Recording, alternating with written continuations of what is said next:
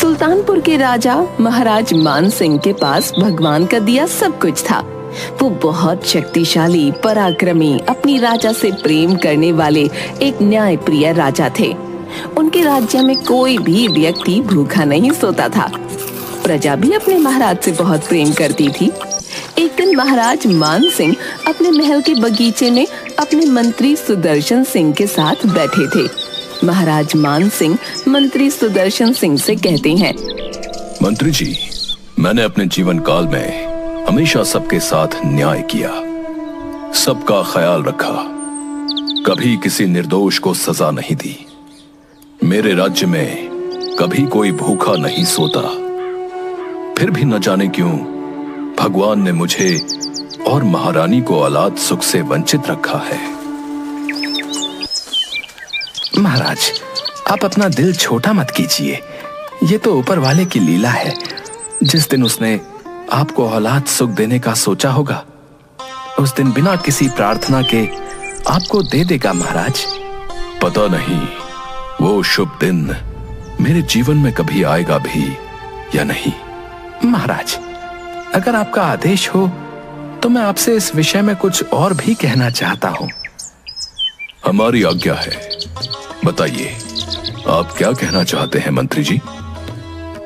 महाराज, मेरे एक रिश्तेदार है जो बहुत ही ज्ञानी है। अगर आपका आदेश हो तो क्या मैं एक बार उन्हें यहाँ बुला लूं? वो महारानी और आपकी पत्रिका देखकर जरूर कोई उपाय बता देंगे महाराज। जरूर मंत्री जी, अगर आपको लगता है कि ये करना हमारे लिए लाभप्रद होगा तो आप अवश्य उन्हें बुला लीजिए और उन्हें लेने के लिए आप महल से सवारी भेज दीजिए। नहीं महाराज, उसकी कोई जरूरत नहीं है, वे अपने आप आ जाएंगे। मैं कल ही संदेश भेज देता हूं। ठीक है मंत्री जी। महाराज और महारानी के कोई पुत्र या पुत्री नहीं था। इस बात का दुख उन्हें हमेशा रहता था कि उनके बाद उनका वंश खत्म हो जाएगा। उन्होंने बहुत उपाय किए थे, पर फिर भी उन्हें औलाद के सुख की प्राप्ति नहीं हो रही थी। 2 दिनों के बाद मंत्री जी ने अपने जानने वाले पुरोहित को बुला लिया। पुरोहित महाराज और महारानी के साथ एक कक्ष में बैठे थे और दोनों की जन्म पत्रिका जांच रहे थे। क्या बात है पुरोहित जी, आप बहुत देर से चुपचाप बैठे हैं और हम दोनों की पत्रिका को देखे जा रहे हैं। कुछ तो बोलिए। महाराज, आपकी पत्रिका में पुत्र दोष है, जिसके कारण आपके घर पर अभी तक कोई औलाद नहीं हुई है और आप इस सुख से वंचित हैं महाराज।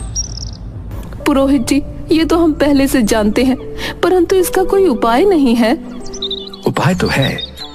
आपको भगवान की भक्ति करनी होगी, क्योंकि एक वही है जो किसी भी तरह के दोष और अपराध को क्षमा करता है। पुरोहित जी, हम तो भगवान के आगे रोज हाथ जोड़ते हैं, लेकिन भगवान ने अब तक हमारी नहीं सुनी। महाराज, आपको भक्ति के साथ साथ विश्वास और सेवा भी करनी होगी। आप महल के बाहर एक मंदिर का निर्माण करवाइए और रोज उस मंदिर में भगवान के दर्शनों के लिए चलकर जाइए और भगवान की सेवा कीजिए। पुरोहित जी, क्या मंदिर निर्माण और भगवान के दर्शन से हमारा ये दुख कट जाएगा? महारानी, मैं तो सिर्फ एक साधन मात्र हूं, करने वाला तो ऊपर बैठा है। बस आपको इतना ध्यान रखना है कि भगवान की सेवा में कोई कमी ना हो और वो सेवा सच्चे हृदय से की जाए। आप जैसा कह रहे हैं, हम उस बात का पूरा ध्यान रखेंगे।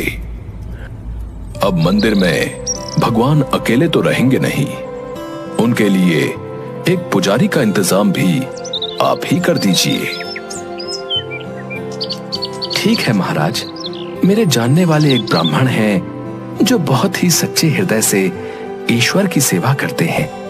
मैं उन्हें आपके मंदिर के लिए भेज दूंगा। महाराज मान सिंह ने भगवान का एक सुंदर और भव्य मंदिर बनवाया और उसमें एक पुजारी को काम पर रखा। पुजारी अपने परिवार के साथ मंदिर में ही रहते थे और बड़े भक्ति भाव से भगवान की सेवा करते थे। महाराज मान सिंह हर सुबह अपने सैनिकों के साथ फूलों की एक माला सुबह सुबह मंदिर भिजवाया करते थे और पुजारी उस माला को भगवान कृष्ण को चढ़ाते थे। उसके बाद जब राजा भगवान के दर्शन के लिए आते तो पंडित जी भगवान के गले से माला उतारकर राजा के गले में डाल देते। ये लगभग रोज की बात थी। इस बात को बहुत समय बीत गया। एक दिन महाराज महारानी से बोले,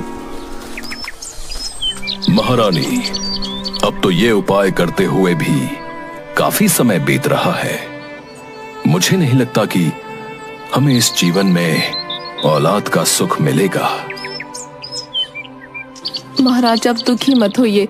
अगर भगवान ने हमारे भाग्य में ये सुख लिखा है तो ये सुख हमें अवश्य मिलेगा। अब तो मेरा विश्वास भी डगमगा रहा है। क्या सच में भगवान होते हैं?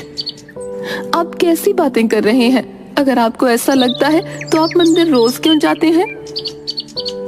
मंदिर जाना अब मेरी दिनचर्या का एक हिस्सा बन गया है, इसलिए मैं मंदिर रोज जाता हूँ। कुछ और समय बीता। वो पुजारी बूढ़ा हो रहा था और राजा भी बूढ़ा हो रहा था। लेकिन राजा का एक नियम था कि महाराज रोज मंदिर जाते। एक दिन राजा की तबीयत खराब होने पर राजा ने सिपाही के हाथों पुष्पमाला भेजी और सिपाहियों से कहा,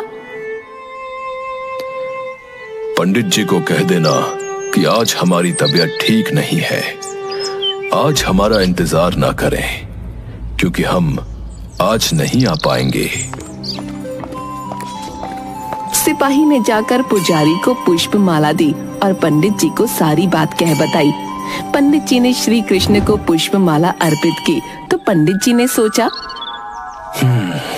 इतने वर्ष हो गए, भगवान का ये हार हमेशा राजा ने पहना है, लेकिन मैंने खुद आज तक इसे कभी नहीं पहना। तो आज इतने वर्षों के बाद मुझे भगवान के इस हार को धारण करने का अवसर मिला है। ये निश्चित रूप से भगवान की इच्छा है। इस बार पंडित जी ने वो हार अपने गले में डाल दिया। तभी सिपाही दौड़ता हुआ आया और बोला, राजा साहब मंदिर आ रहे हैं, क्योंकि वहाँ महाराज की तबीयत ठीक नहीं है। आप सारी तैयारियां करके रखें। इतने सालों से चली आ रही परंपरा को राजा तोड़ना नहीं चाहते हैं, इसलिए वो मंदिर आने के लिए निकल रहे हैं। महाराज बस थोड़ी ही देर में मंदिर पहुंच जाएंगे।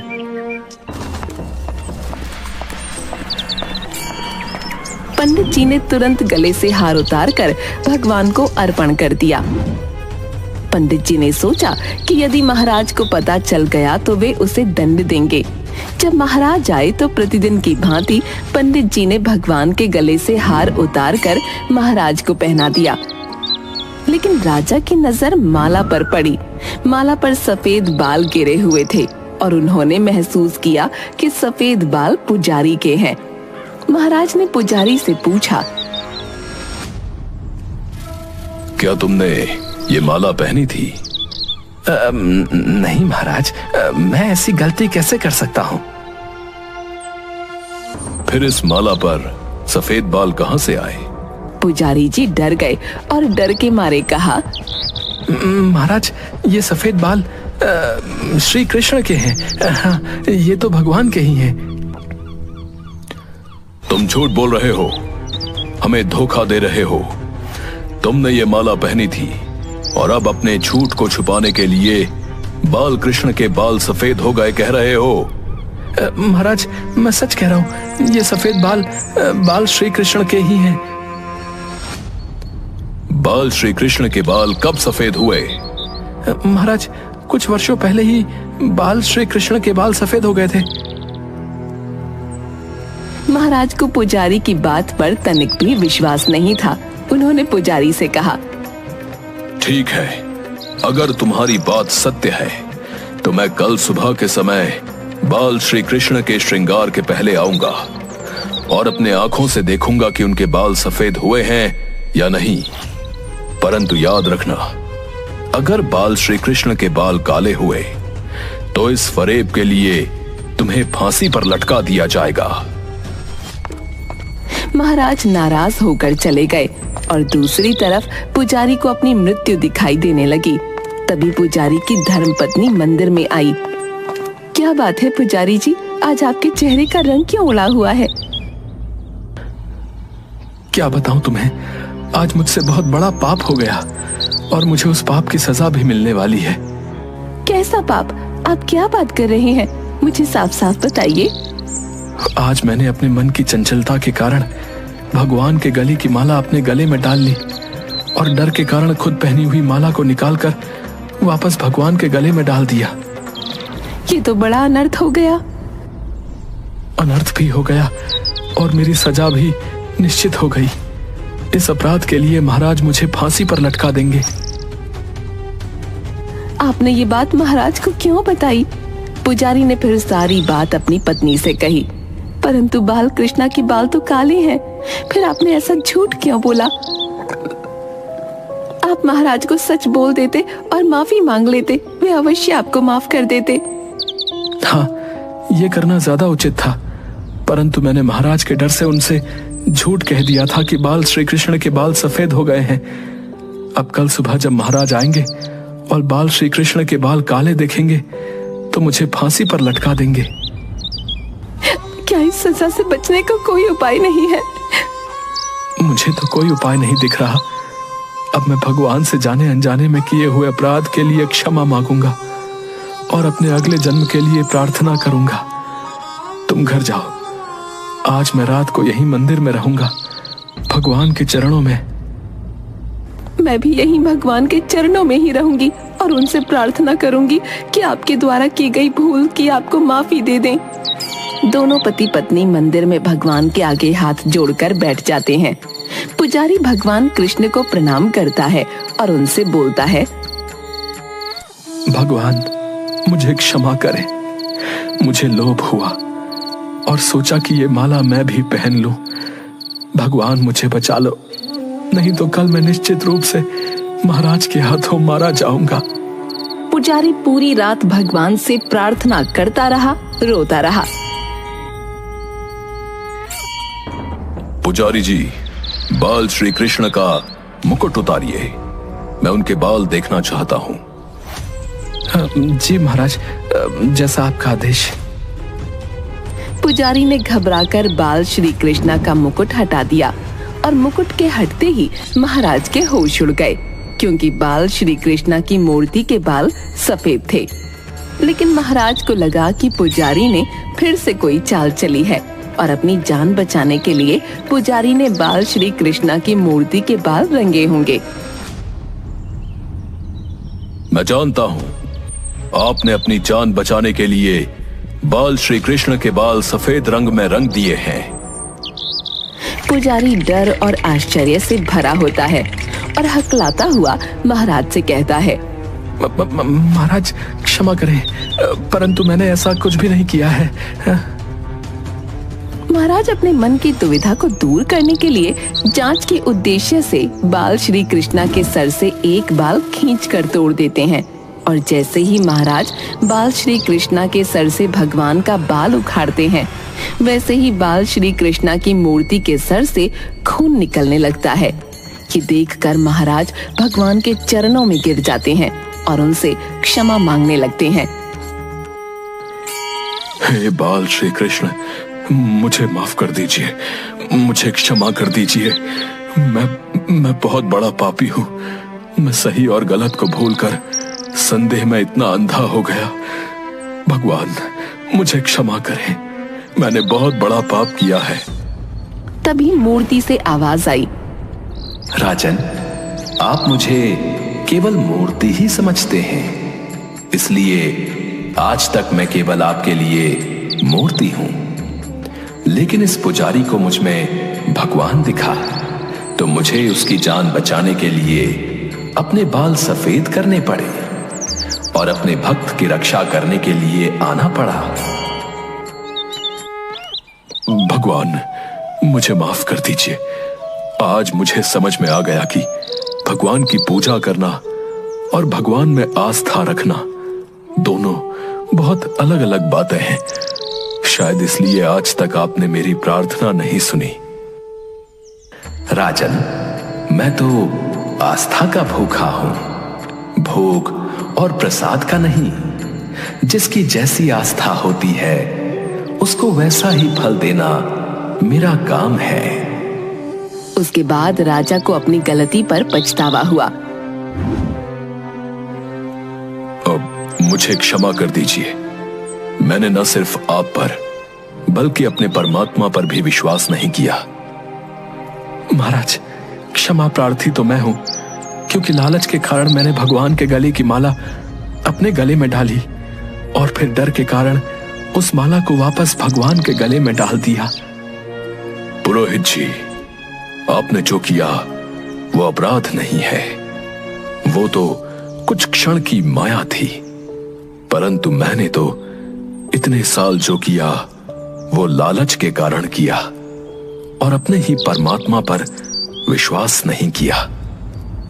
परंतु अब मैं जीवन के इस सत्य को जान चुका हूं, इसलिए आज से मैं स्वयं अपने हाथों से बाल श्री कृष्ण की सेवा करूंगा। लेकिन अब ये सेवा मैं औलाद की लालसा में नहीं करूंगा। ये सेवा मैं उन्हें अपनी औलाद मानकर करूंगा। उस दिन के बाद महाराज और महारानी ने भगवान का श्रृंगार सेवा सब अपने हाथों से करना शुरू कर दिया, उन्हें एक सजीव रूप में समझकर। और बहुत जल्द बाल श्री कृष्णा ने महाराज और महारानी के यहाँ एक बालक के रूप में जन्म लिया। महाराज महारानी से बोले, भगवान की लीला भी कैसी अनोखी है। जब हम औलाद की लालसा में पूजा पाठ दान धर्म करते थे, तब भगवान हमारी प्रार्थना नहीं सुन रहे थे, और आज जब हमने बाल श्री कृष्ण को ही अपनी औलाद मान लिया तो उन्होंने हमें ये बालक दे दिया।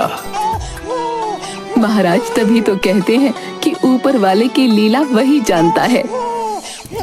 महाराज ने उस बालक का नाम कृष्ण सेन रखा।